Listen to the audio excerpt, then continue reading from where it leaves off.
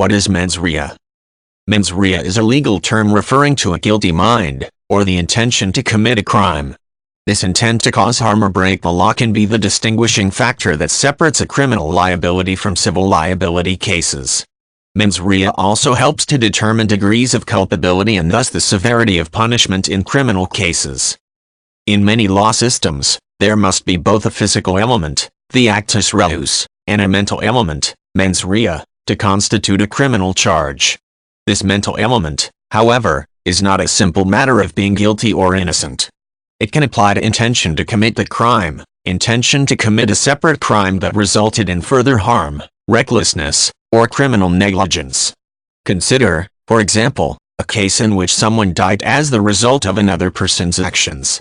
The mindset of the accused, or existence of mens rea, will help determine the severity of the crime, allowing a court to rule the death either murder, manslaughter, or an excusable, lawful accident. In a murder case, the prosecutor would have to prove that the accused had malicious aforethought, the most serious type of mens rea in a homicide case. This could include the intent to kill, the intent to cause serious bodily harm, the desire to commit a felony knowing it might result in homicide, or recklessness toward human life. Manslaughter, a homicide with a lower degree of culpability than murder, might be ruled voluntary or involuntary according to the nature of the mental element.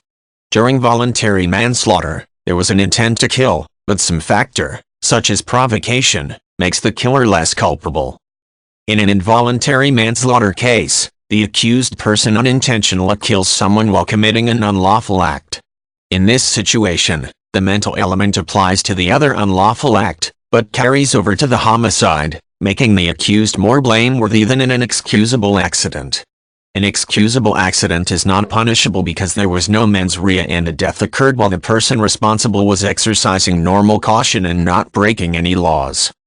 Testing for mens rea in court may fall under any of three categories: subjective test, objective test, or a combination of the two, called a hybrid test.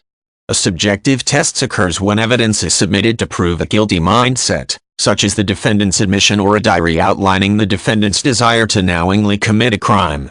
An objective test of a guilty mindset determines whether a reasonable person would have connected the accused actions with harm or a breach of the law.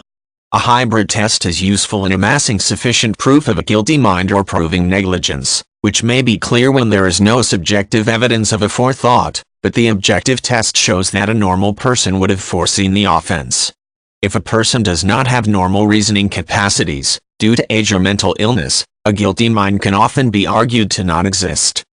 While evidence of a mental element is typically needed to prove criminal liability, strict liability cases do not require proof of intent.